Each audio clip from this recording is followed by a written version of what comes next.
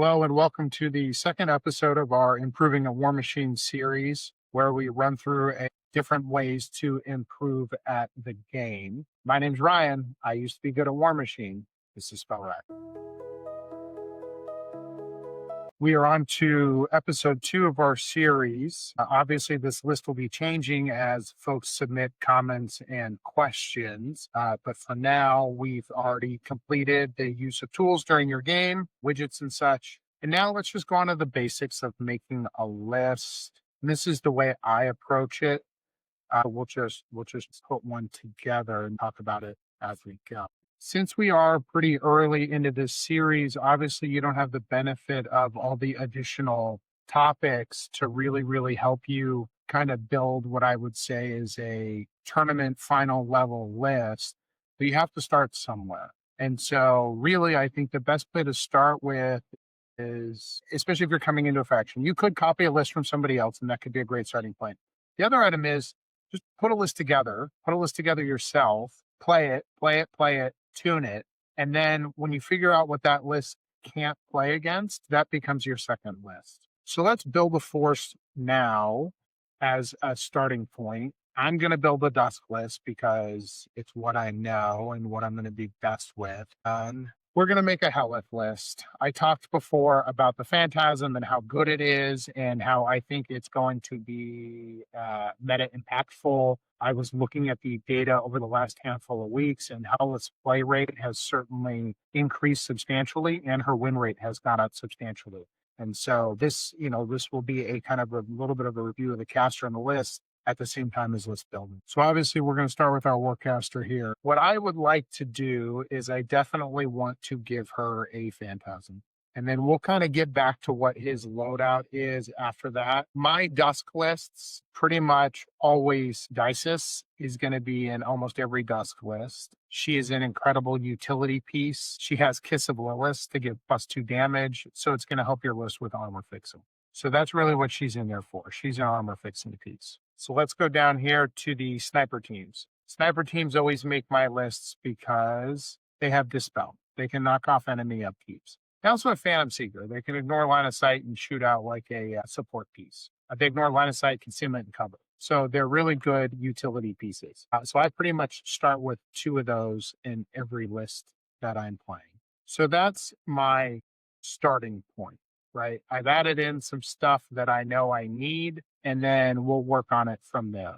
Because the Phantasm is in here, we're going to need a proper amount of support for it. That is usually going to mean we want to bring in a Void Shaper.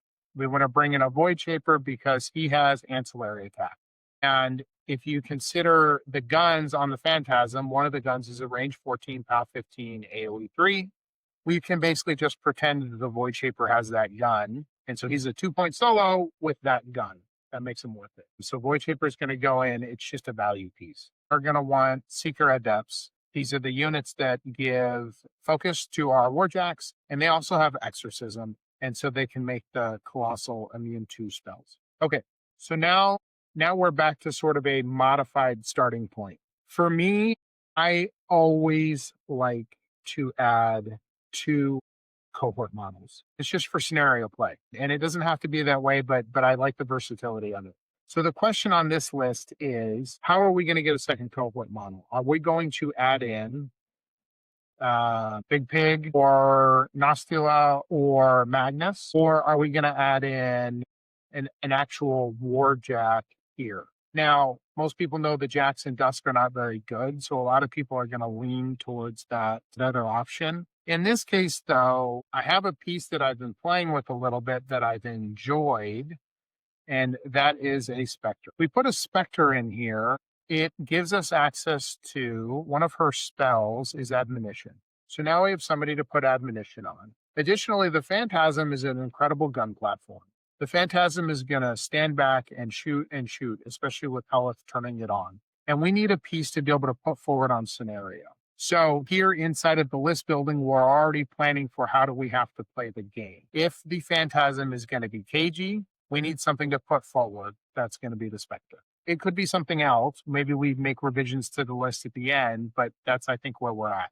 Let's look at the Phantasm now. Because it's Helith and because it's got a very powerful option with the guns, let's go ahead and make sure he's got his guns. So the head option, we definitely like the cheaper Focus Vault head. We're going with the range 14, POW 15, big gun. But on the arms, let's take the more expensive arms that give us the guns. So they have range 12, POW 14 guns here. Okay, so now we look back at the list, 57 points. We've got the Phantasm, a Spectre. So there's our core cohort done. We think, again, we might mess with it.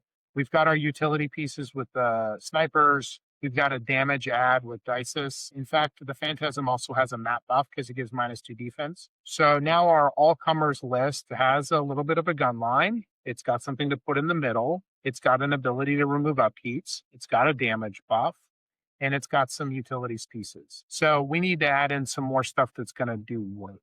I think it's dusk. And so we need to look towards, our soulless units aren't very good except for the Guardians. And our mage hunters, I think, are terrible. So we're not going to worry about any of that stuff. Which leaves us with Dreadguard. Obviously, the Dreadguard cavalry are fantastic. Let's add 2 units of them. I also think the Dreadguard archers are very good. So let's add 2 units of them and then kind of check our standing. Okay, so we're at 97 points now. That leaves us option for 3 points. As we look at the list, though, let's consider what this list is doing and what it's not doing right now. Again, this list is currently agnostic to what we're playing against. We're trying to build kind of an all-comers list, something that can fight across the board. We can tailor this list later, and we can build a second list to match it upon, actual play data. And when we decide, oh, we can't crack armor enough, or we can't do this or that, then it's going to come up with the second. Dusk doesn't have any 3-point options. And so the question is, what do we do with these 3 points? I really like Kruger. Kruger's another piece that I appreciate having in here. Kruger is just a very good utility piece. So what do we have right now? We're 4 points over. We'll get to that in a second. We have a caster who has a -2 feet. So she helps us with a pretty solid gun line. We have a Phantasm that has 4 guns built in, plus an ancillary attack. We have a piece to put forward in the Spectre.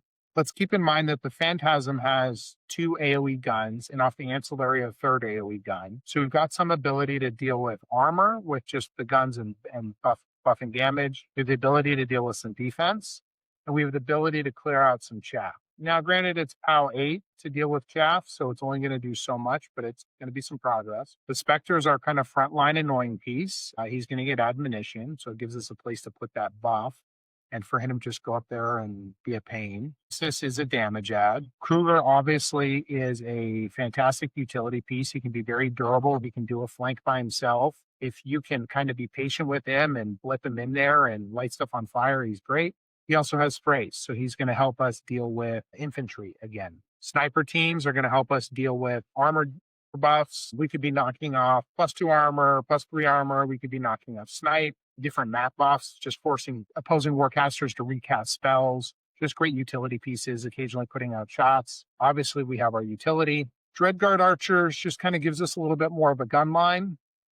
And I think it plays nice with the Phantasm and with Helith's feat of being able to put -2 on everything. And then your archers go out and can actually do some pretty good damage. They can also have AoE blast damage so they can get rid of more infantry. And then our cavalry, these are, our big hitters aside from the Phantasm. If we rack Battle Lust, they're going to do damage all day long. If they can get there on their feet, they're going to do a lot of damage. And if they can get to their prey targets, they're going to do a lot of damage.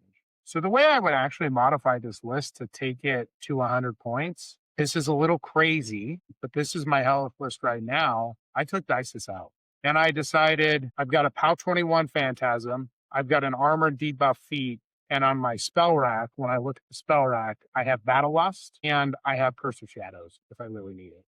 I don't have an Arc node, so I'm very unlikely to use Curse of Shadows. But I'm more likely to spell rack Battle Lust, and I can give Battle Lust to the cavalry, and then I have all the damage coming out of the Phantasm with the feat. I believe this gives me a well-rounded list. It has guns. It has melee in the cavalry, obviously, plus the Phantasm. It's got a model to sort of engage with so you don't lose on scenario. It doesn't have any speed enhancers, but it's got a lot of utility in the Phantasm's main gun. We talked about this before, but this one here can do either -2 defense or -2 speed.